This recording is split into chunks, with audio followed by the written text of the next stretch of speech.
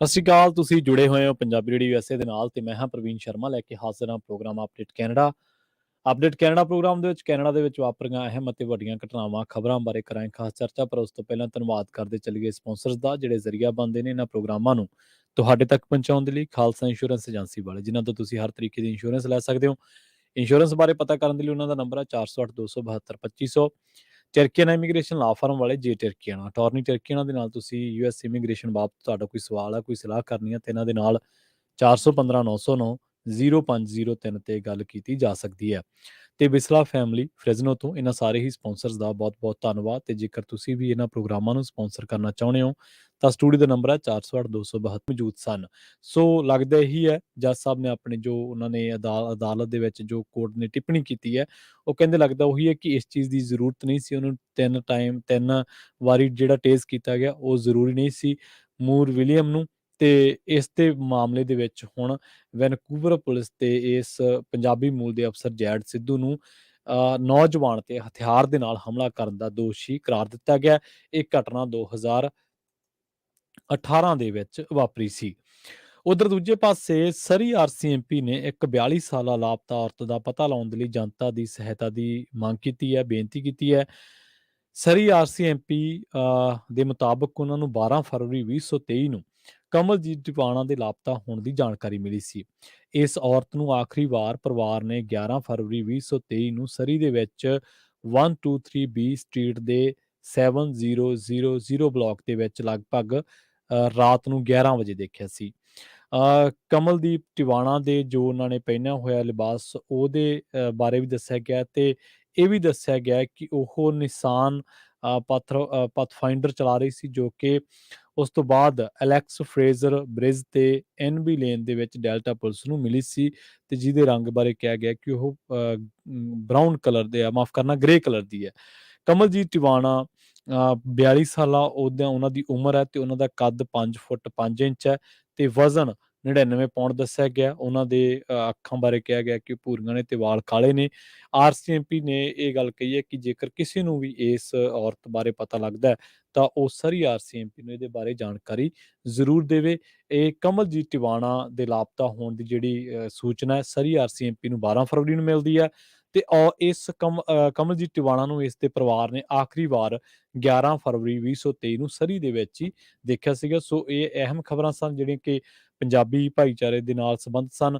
ਵੱਧਦੇ ਅਗਲੀਆਂ ਖਬਰਾਂ ਦੇ ਵੱਲ। ਤੁਰਕੀ ਦੇ ਵਿੱਚ ਭੂਚਾਲ ਨੇ ਭਾਰੀ ਤਬਾਹੀ ਮਚਾਈ ਹੈ ਤੇ ਇਸੇ ਦਰਮਿਆਨ ਹੁਣ ਉੱਥੇ ਇੱਕ ਕੈਨੇਡੀਅਨ ਔਰਤ ਦੀ ਜਿਹੜੀ ਲਾਸ਼ ਆ ਉਹ ਮਿਲੀ ਹੈ ਜਿਹੜੀ ਕਿ ਉੱਥੇ ਘੁੰਮਣ ਲਈ ਗਈ ਸੀਗੀ ਤੇ ਦੱਸਿਆ ਗਿਆ ਕਿ ਜਿਹੜਾ 6 ਫਰਵਰੀ ਵਾਲਾ ਇਹ ਭਿਆਨਕ ਭੂਚਾਲ ਆ ਉਹਦੇ ਵਿੱਚ ਇਸ ਔਰਤ ਜਿਹਦਾ ਨਾਮ ਦੱਸਿਆ ਗਿਆ ਸਮਰ ਉਹ ਉੱਥੇ ਇਹਨਾਂ ਭੂਚਾਲ ਦੇ ਦਰਮਿਆਨ ਮਾਰੀ ਗਈ ਹੈ। ਸਮਰ ਦਾ ਜਿਹੜਾ ਜੁੜਵਾ ਭਰਾ ਸਕਾ ਭਰਾ ਸਾਦ ਜ਼ੋਰਾ ਉਹਨੇ ਇਹ ਗੱਲ ਦੱਸੀ ਹੈ ਕਿ ਉਹ ਹੈਲੀਫੈਕਸ ਤੋਂ ਕੈਨੇਡਾ ਦੇ ਹੈਲੀਫੈਕਸ ਤੋਂ ਜਿਹੜਾ ਤਾਲੁਕਾਤ ਰੱਖਦੇ ਨੇ ਤੇ ਅੰਟਾਕਿਆ ਦੇ ਵਿੱਚ ਇੱਕ 5 ਮੰਜ਼ਲੀ ਸਟੋਰੀ ਜਿਹੜੀ ਹੈ 5 ਮੰਜ਼ਲਾ ਮਕਾਨ ਭੂਚਾਲ ਦੇ ਦਰਮਿਆਨ ਢਹਿ ਗਿਆ ਸੀਗਾ ਤੇ ਇਸ ਮਕਾਨ ਦੇ ਵਿੱਚ ਉਹ ਰਹਿ ਰਹੀ ਸੀ ਸਮਰ। ਤੇ ਜਦੋਂ ਇਸ ਨੂੰ ਜਦੋਂ ਭੂਚਾਲ ਆ ਕੇ ਹਟਿਆ ਤੇ ਉੱਥੋਂ ਮਲਬਾ ਹਟਾਇਆ ਗਿਆ ਤਾਂ ਉਸ ਤੋਂ ਬਾਅਦ ਸਮਰ ਦੇ ਮਾਰੇ ਜਾਣ ਬਾਰੇ ਇਸ ਭੂਚਾਲ ਦੇ ਵਿੱਚ ਮਾਰੇ ਜਾਣ ਬਾਰੇ ਪਤਾ ਲੱਗਿਆ। ਸੋ ਉਹ ਦੱਸਦੇ ਆ ਕਿ ਕੁਝ ਦਿਨ ਪਹਿਲਾਂ ਹੀ ਉਹ ਜਿਹੜਾ ਇੱਥੇ ਆਏ ਸਨ ਤੇ 33 ਸਾਲ ਜਿਹੜਾ ਉਹਨਾਂ ਦੀ ਉਮਰ ਸੀਗੀ ਸਮਰ ਦੀ। ਰੈਸਕਿਊ ਟੀਮ ਜਦੋਂ ਇਹਨਾਂ ਇਲਾਕਿਆਂ ਦੇ ਵਿੱਚ ਅੰਟਾਕਿਆ ਦੇ ਵਿੱਚ ਰਾਹਤ ਕਾਰਜ ਕਰ ਰਹੀ ਸੀਗੀ ਤਾਂ ਉਦੋਂ ਸਮਰ ਦੇ ਬਾਰੇ ਪਤਾ ਲੱਗਿਆ ਸੀ ਪਰ ਪਰਿਵਾਰ ਨੂੰ ਉਦੋਂ ਤੋਂ ਹੀ ਤਲਾਸ਼ ਸੀ ਜਦੋਂ ਇਹ ਭੂਚਾਲ ਆਏ ਸਨ। ਉਧਰ ਦੂਜੇ ਪਾਸੇ ਇਹਦੇ ਨਾਲ ਮਿਲਦੀ ਜੁਲਦੀ ਖਬਰ ਹੈ ਮੁਹੰਮਦ ਅਜ਼ਮਲ ਨਿਕਜ਼ਾਤ ਜਿਹੜੇ ਕਿ ਕੈਲਗਰੀ ਦੇ ਰਹਿਣ ਵਾਲੇ ਨੇ ਤੇ ਉਹ ਵੀ ਹੁਣ ਇਹਨਾਂ ਇਲਾਕਿਆਂ ਦੇ ਵਿੱਚ ਆਪਣੇ ਪਰਿਵਾਰ ਨੂੰ ਲੱਭ ਰਹੇ ਨੇ। ਉਹ ਕਹਿੰਦੇ ਨੇ ਕਿ ਜਿਸ ਤੁਰਕੀ ਦੇ ਸ਼ਹਿਰ ਦੇ ਵਿੱਚ ਜਿਹੜੇ ਚ ਕਹਿਰਾਨ ਮਾਨਮਾਰਸ ਜਿਹੜਾ ਸ਼ਹਿਰ ਹੈ ਉੱਥੇ ਉਹਨਾਂ ਦਾ ਪਰਿਵਾਰ ਰਹਿੰਦਾ ਸੀਗਾ। ਉਹਨਾਂ ਨੇ ਦੱਸਿਆ ਕਿ ਉਹਨਾਂ ਦੇ ਪਰਿਵਾਰ ਦੇ ਵਿੱਚ ਉਹਨਾਂ ਦੇ ਮਾਤਾ ਜੀ ਤੇ ਉਹਨਾਂ ਦੇ 3 ਭਰਾ ਜਿਹੜੇ ਸੀ 3 ਭੈਣ ਭਰਾ ਉਹ ਜਿਹੜੀਆਂ ਉਹਨਾਂ ਦੀਆਂ ਬੋਡੀਜ਼ 2 ਜਣਿਆਂ ਦੀਆਂ ਮਿਲੀਆਂ ਨੇ ਜਿਹਦੇ ਵਿੱਚ 23 ਸਾਲਾ ਉਹਦੀ ਭੈਣ ਹੈ ਜਿਹਦਾ ਨਾਮ ਸਾਈਦਾ ਹਾਸ਼ਮੀ ਦੱਸਿਆ ਗਿਆ ਤੇ ਉਹਦੀ ਮਾਤਾ ਨਾਜ਼ਿਆ। ਹਾਲੇ ਉਹ ਹੋਰ ਜਿਹੜਾ ਉਹਨਾਂ ਦੇ ਭੈਣ ਭਰਾ ਨੇ ਉਹਨਾਂ ਦੇ ਬਾਰੇ ਸਰਚ ਕਰਨ ਦੀ ਕੋਸ਼ਿਸ਼ ਕਰ ਰਿਹਾ। ਦੱਸਦੇ ਆ ਕਿ ਇਹ 7 ਸਟੋਰੀ ਬਿਲਡਿੰਗ ਦੇ ਵਿੱਚ ਰਹਿੰਦੇ ਸਨ ਮਾਰਸ ਦੇ ਵਿੱਚ, ਕਹਿਰਾਮਾਨ ਮਾਰਸ ਇਲਾਕੇ ਦੇ ਵਿੱਚ, ਤੇ ਜਦੋਂ ਭੁਚਾਲ ਆਇਆ ਤੇ ਇਹ ਭੁਚਾਲ ਦੇ ਵਿੱਚ ਮਾਰੇ ਗਏ। ਤਾਂ ਉਹ ਦੱਸਦਾ ਹੈ ਕਿ ਹਲੇ ਹੋਰ ਵੀ ਉਹਦੇ ਪਰਿਵਾਰ ਦੇ ਮੈਂਬਰ ਨੇ, ਉਹਨਾਂ ਦੇ ਕਜ਼ਨਸ ਨੇ ਜਾਂ ਉਹਦੇ ਜਿਹੜੇ ਹੋਰ ਸਿਬਲਿੰਗਸ ਨੇ, ਜਿਨ੍ਹਾਂ ਦੀ ਉਹਦੇ ਵੱਲੋਂ ਭਾਲ ਕੀਤੀ ਜਾ ਰਹੀ ਹੈ। ਸੋ ਉਹ ਕਹਿੰਦੇ ਕਿ ਕਿਸੇ ਨੇ ਵੀ ਮੈਨੂੰ ਪਹਿਲੇ 6 ਘੰਟਿਆਂ ਦੇ ਦੌਰਾਨ ਮਦਦ ਨਹੀਂ ਕੀਤੀ। ਮੈਂ ਉਸ ਸਟਰੀਟ ਤੇ ਸੀ, ਉਸ ਘਰ ਦੇ ਸੀ ਜਿਹਦੇ ਘਰ ਦੇ ਵਿੱਚ ਉਹ ਰਹਿੰਦੇ ਸਨ। ਉਹ ਘਰ ਬੜੀ ਬੁਰੀ ਤਰ੍ਹਾਂ ਦੇ ਨਾਲ ਤਬਾਹ ਹੋ ਗਿਆ ਇਸੇ ਭੁਚਾਲਾਂ ਦੇ ਦਰਮਿਆਨ। ਤੇ ਉਸ ਤੋਂ ਬਾਅਦ ਹੁਣ ਦੱਸਦੇ ਕਿ ਉਹਦਾ ਇੱਕ ਨਿਕਜ਼ਾਦ ਜਿਹੜਾ ਉਹਦਾ ਕਜ਼ਨ ਇੱਕ ਬ੍ਰਦਰ ਉਹਨੂੰ ਅੰਕਾਰਾ ਦੇ ਇੱਕ ਹਸਪੀਟਲ ਦੇ ਵਿੱਚ ਮਿਲਿਆ ਸੀਗਾ। ਤੇ ਪਰ ਉਹਦੀ ਜਿਹੜੀ ਲੱਤ ਹੈ ਇੱਕ ਬੁਰੀ ਤਰ੍ਹਾਂ ਦੇ ਨਾਲ ਤਬਾਹ ਹੋਈ ਪਈ ਹੈ। ਉਹ ਕਹਿੰਦੇ ਕਿ ਮੈਨੂੰ ਬਹੁਤ ਸਾਰੀਆਂ ਇਹੋ ਜਿਹੀਆਂ ਡੈਡ ਬੋਡੀਜ਼ ਦਿਖਾਈਆਂ ਗਈਆਂ ਜਿਨ੍ਹਾਂ ਦੇ ਕਿਸੇ ਦਾ ਸਿਰ ਨਹੀਂ ਸੀ, ਕਿਸੇ ਦੇ ਕੋਈ ਹੋਰ ਅੰਗ ਪੈਰ ਨਹੀਂ ਸੀ, ਤਾਂ ਉਹਨਾਂ ਦੇ ਵਿੱਚੋਂ ਪਛਾਣ ਕਰਨੀ ਬਹੁਤ ਔਖਾ ਕੰਮ ਹੈ। ਸੋ ਇਹ ਜਿਹੜੀਆਂ ਅਹਿਮ ਅਹਿਮ ਖਬਰਾਂ ਪੰਜਾਬੀ ਭਾਈਚਾਰੇ ਤੋਂ ਤੇ ਤੁਰਕੀ ਦੇ ਵਿੱਚ ਜਿਹੜੇ ਭੂਚਾਲ ਨੇ ਤਬਾਹੀ ਮਚਾਈ ਹੈ ਉਸ ਤੋਂ ਸੀਗੀਆਂ। ਤੇ ਹੁਣ ਗੱਲ ਕਰਦੇ ਹਾਂ ਆਪਾਂ ਕੈਨੇਡਾ ਦੇ ਹੈਲਥ ਕੇਅਰ ਫੰਡਿੰਗ ਦੀ। ਹੁਣ ਫੈਡਰਲ ਸਰਕਾਰ ਵੱਲੋਂ ਦਿੱਤੀ ਜਾਣ ਵਾਲੀ ਕਈ ਬਿਲੀਅਨ ਡਾਲਰ ਦੀ ਵਿੱਤੀ ਮਦਦ ਨੂੰ ਕੈਨੇਡਾ ਦੇ ਪ੍ਰੀਮੀਅਰਜ਼ ਵੱਲੋਂ ਰਸਮੀ ਤੌਰ ਉੱਤੇ ਸਵੀਕਾਰ ਕੀਤੇ ਜਾਣ ਦਾ ਮਨ ਬਣਾਇਆ ਗਿਆ। ਪਰ ਪ੍ਰੀਮੀਅਰਜ਼ ਦਾ ਕਹਿਣਾ ਹੈ ਕਿ ਇਹ ਜਿਹੜੇ ਉਹ ਚਾਹੁੰਦੇ ਨੇ ਕਿ ਇਹ ਫੰਡ ਜਿਹੜੇ ਆ ਉਹ 10 ਸਾਲਾਂ ਤੋਂ ਵੱਧ ਸਮੇਂ ਤੱਕ ਲਈ ਮਿਲਦੇ ਰਹਿਣ। ਇਸ ਨਵੀਂ ਡੀਲ ਦੇ ਵਿੱਚ ਓਟਵਾ ਵੱਲੋਂ ਇੱਕ ਦਹਾਕੇ ਦੇ ਵਿੱਚ 46 ਬਿਲੀਅਨ ਡਾਲਰ ਦੀ ਰਕਮ ਪ੍ਰੋਵਿੰਸਾਂ ਨੂੰ ਹੈਲਥ ਕੇਅਰ ਦੇ ਲਈ ਦੇਣ ਦਾ ਫੈਸਲਾ ਕੀਤਾ ਗਿਆ। ਪ੍ਰੋਵਿੰਸ ਜੇਕਰ ਕੁਝ ਸ਼ਰਤਾਂ ਪੂਰੀਆਂ ਕਰਨਗੇ ਤਾਂ ਉਹਨਾਂ ਨੂੰ ਇਹ ਰਕਮ ਮਿਲੇਗੀ। ਮਤਲਬ ਕਿ ਇਹ ਦੱਸਣਾ ਪਊਗਾ ਕਿ ਇਹ ਰਕਮ ਕਿੱਥੇ ਖਰਚੀ ਗਈ ਹੈ, ਤੇ ਪ੍ਰੋਵਿੰਸਾਂ ਨੂੰ ਇਹ ਵੀ ਦੱਸਣਾ ਪਊਗਾ ਕਿ ਇਸ ਰਕਮ ਦੇ ਨਾਲ ਹੈਲਥ ਕੇਅਰ ਸਿਸਟਮ ਦੇ ਵਿੱਚ ਸੁਧਾਰ ਕਿਵੇਂ ਹੋਊਗਾ। ਪ੍ਰੀਮੀਅਰਸ ਦਾ ਕਹਿਣਾ ਹੈ ਕਿ ਪਿਛਲੇ ਹਫ਼ਤੇ ਫੈਡਰਲ ਸਰਕਾਰ ਦੇ ਨਾਲ ਹੋਈ ਉਹਨਾਂ ਦੀ ਮੀਟਿੰਗ ਦੇ ਵਿੱਚ ਐਲਾਨੀ ਗਈ ਇਹ ਰਕਮ ਉਸ ਰਕਮ ਦੇ ਨੇੜੇ-ਤੇੜੇ ਵੀ ਨਹੀਂ ਹੈ ਜਿਹੜੀ ਉਹਨਾਂ ਵੱਲੋਂ ਮੰਗੀ ਗਈ ਸੀ।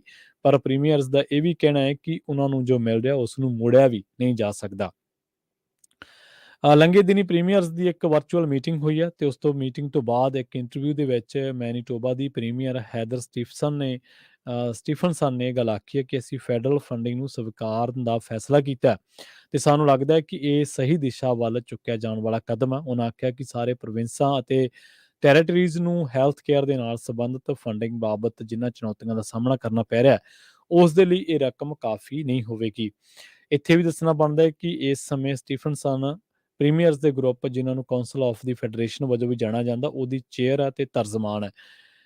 ਬੀਤੇ ਹਫ਼ਤੇ ਪ੍ਰਧਾਨ ਮੰਤਰੀ ਜਸਟਿਨ ਟਰੂਡੋ ਵੱਲੋਂ ਕੀਤੀ ਗਈ ਇਸ ਪੇਸ਼ਕਸ਼ ਦੇ ਵਿੱਚ ਕੈਨੇਡਾ ਹੈਲਥ ਟਰਾਂਸਫਰ ਦੇ ਲਈ 2 ਬਿਲੀਅਨ ਡਾਲਰ ਫ੍ਰੀ ਦਿੱਤੇ ਜਾਣਗੇ। ਅਗਲੇ 5 ਸਾਲਾਂ ਲਈ ਹਰੇਕ ਸਾਲ 5% ਦਾ ਵਾਧਾ ਕੀਤਾ ਜਾਵੇਗਾ ਤੇ ਅਗਲੇ 10 ਸਾਲਾਂ ਦੇ ਲਈ ਤਰਜੀਹੀ ਖੇਤਰਾਂ ਜਿਵੇਂ ਕਿ mental health, data collection, family medicine, surgical backlog ਅਤੇ ਹੈਲਥ ਹਿਊਮਨ ਰਿਸੋਰਸਿਸ ਦੇ ਲਈ 25 ਬਿਲੀਅਨ ਡਾਲਰ ਦਿੱਤੇ ਜਾਣਗੇ। ਰਾਜਧਾਨੀ ਹਰੇਕ ਪ੍ਰੋਵਿੰਸ ਅਤੇ ਟੈਰੀਟਰੀ ਦੇ ਨਾਲ ਉਸ ਦੀਆਂ ਵਿਲੱਖਣ ਲੋੜਾਂ ਦੇ ਹਿਸਾਬ ਦੇ ਨਾਲ ਸਮਝੌਤੇ ਉੱਤੇ ਦਸਤਖਤ ਕਰਨੇ ਚਾਹੁੰਦਾ ਹੈ। ਸਿਹਤ ਮੰਤਰੀ ਜੀਨ ਯੂਵੇਸ ਡਕਲਸ ਅਤੇ ਇੰਟਰ ਗਵਰਨਮੈਂਟਲ ਅਫੇਅਰਜ਼ ਮੰਤਰੀ ਡੋਮਿਨਿਕ ਲਿਬਲਾਂਕ ਵੱਲੋਂ ਪਹਿਲਾਂ ਹੀ ਓਨਟਾਰੀਓ, ਨੋਵਾ ਸਕੋਸ਼ੀਆ ਅਤੇ ਨਿਊਫਾਊਂਡਲੈਂਡ ਅਤੇ ਲੈਬਰਾਡੋਰ ਦੇ ਨਾਲ ਇਸ ਸਮਝੌਤੇ ਉੱਤੇ ਸਹੀ ਪਾਉਣ ਦੇ ਲਈ ਮੁਲਾਕਾਤ ਕੀਤੀ ਜਾ ਰਹੀ ਹੈ।